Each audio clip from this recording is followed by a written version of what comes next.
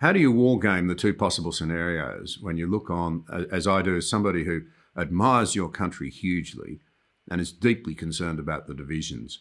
How will they play out? And then I'd love to come to your own personal approach, which I find commendable in terms of how we might deal with one another in the future. But how might it play out if one side wins versus the other, as you see it?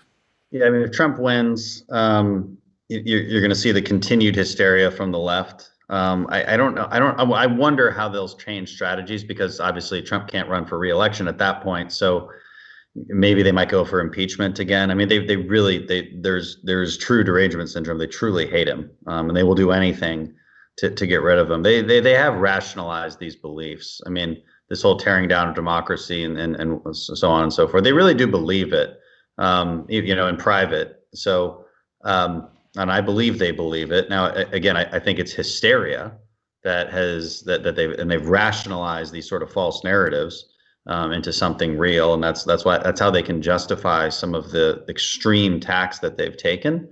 I think the impeachment was an extreme thing to do. I mean, I think they've been planning it all along, and we're just trying to. And they're very good at playing in the intelligence world, where they know that we can't say what we know because we know it's classified, and they play in that world very well. They tried to do it recently with some other issues, and that's what they did with impeachment. That's what they did with the Russian collusion hoax, and it was a true hoax. And the true scandal is that the last administration abused its power knowingly, and we know this now. This stuff is coming out slowly, but it's too complicated for people to absorb. But these FISA warrants, FISA means basically a surveillance warrant that's secretive, was given based on totally false premises. And knowingly so. So I mean, there's just some really bad stuff that happened that the media just won't cover fairly. So my point is that more of the same if Biden wins, I think, if Trump wins. If Biden wins, and I think Trump supporters will feel extremely disenfranchised. They will feel that this was a very unfair election. They will feel like their guy was hammered for years unfairly, and I think they'll be right. But here's the scariest scenario if these, because some states are playing with fire with this universal mail-in ballot idea. Some swing states. It's not a big deal. If California wants to do it, it's always going to go Democrat. It's not going to change the course of the election. But these swing states and these Democrats that run these swing states are knowingly doing this. They're putting out universal mail ballots. So what does that mean? It means if you're a registered voter, we mail you a ballot and you mail it back, and that's your vote. Okay. Now, to a typical person, you're like, okay, that seems fine. I mean, what's wrong with that? Well, lots wrong with that. Because it's impossible for the state to possibly get that right. It's impossible. And you know this if you ever block walked, here in America, which you guys do the same thing. You have a list of addresses, you have a list of names, and okay, this person lives here, they're registered Republican, and then I go and knock on their door and say, hey, vote for so-and-so. Plenty of times it's the wrong person at the door. Not a big deal, move on to the next one. But that actually does mean something if you're just going to randomly mail out ballots. It means that mistakes can be made and fraud can occur. And the Democrats always come back and say, well, it's such a small percentage, it's basically insignificant. Well, that's a terrible argument, considering that our elections are won by very, very tiny margins, oftentimes, even tens of votes. So it's a huge deal. And it's an even huger deal when we're such a divided country. If we're going to be a divided country and somebody's going to win or lose, you have to be able to say, you know what, I really don't like that you won, but I know that you won by the rules. And if you can't say that, if we feel that the rules are in question, this is a cause for massive unrest. And I'm very worried about that. I can't believe these states are so irresponsible as to do what they're doing. You've just confirmed my worst fears. It does seem to me to be potentially a real tinderbox. And it's worth remembering that in terms of the Democrats, as I recall it, you may have a different perspective, but as I recall it, in the contested election between Gore and Bush, in the end, Al Gore was quite gracious about it, accepted the results, and the way in which he handled it meant that the American people accepted that result. I'm not so sure that where America's at today, that'd be so straightforward. Yeah, and that's simply because of what I just described. Again, if we just had simple, agreeable rules around voting, um, I tell people this all the time. Okay, if you were to start your own new country, there's no political parties yet, and you're like, okay, wait, how should we elect people? Okay, we should make sure the person is the person, right? Yeah, that should definitely be a rule. Okay, for maybe some kind of ID might be in order. And then we would also want to make sure that we know that they just voted, and maybe we can see them. So vote in person unless you have some really good reason why you can't, right? Maybe you're bedridden or whatever it is. We have ways to deal with that. Like we have mail-in voting in America, obviously absentee mailing, but you have to apply for that with an ID, and then you get your ballot. So there's a confirmation process, that a verification process that actually occurs there. This is common sense, right? The institutions matter quite a bit, especially in a divided country.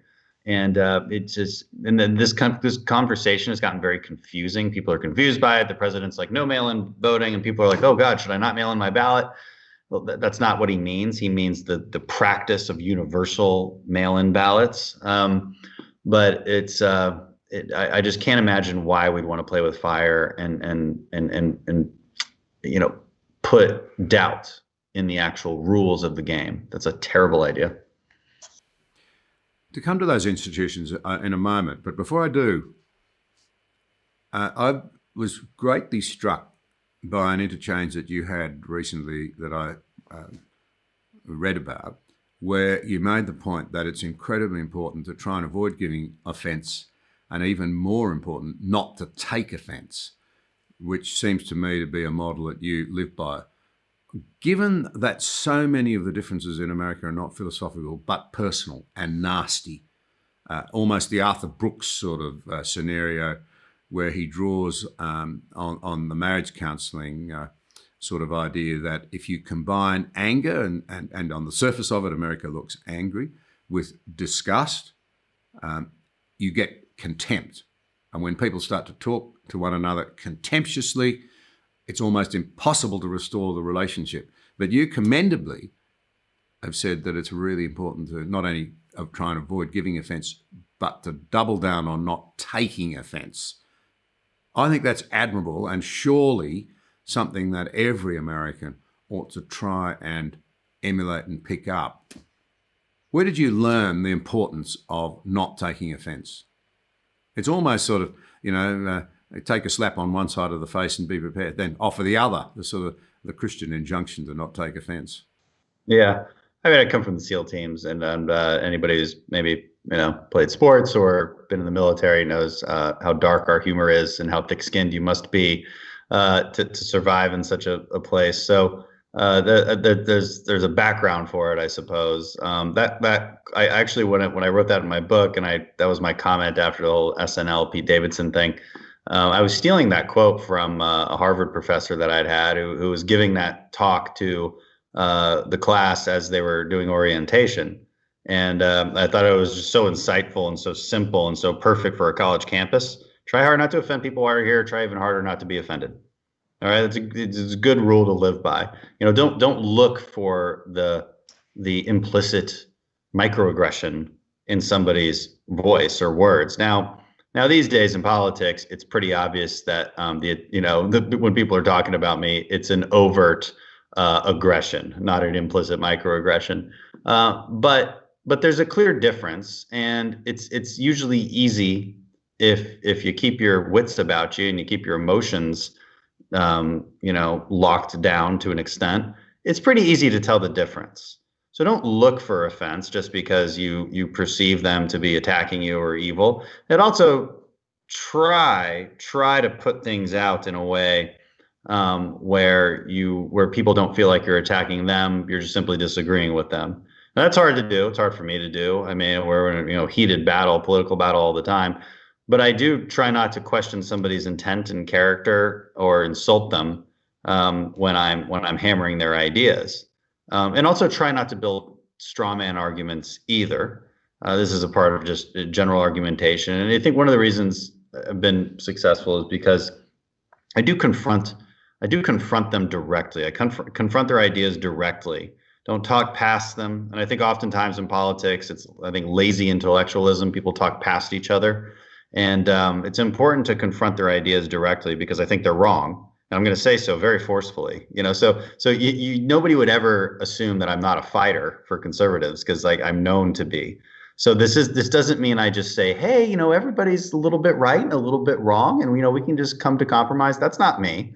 I think they're wrong.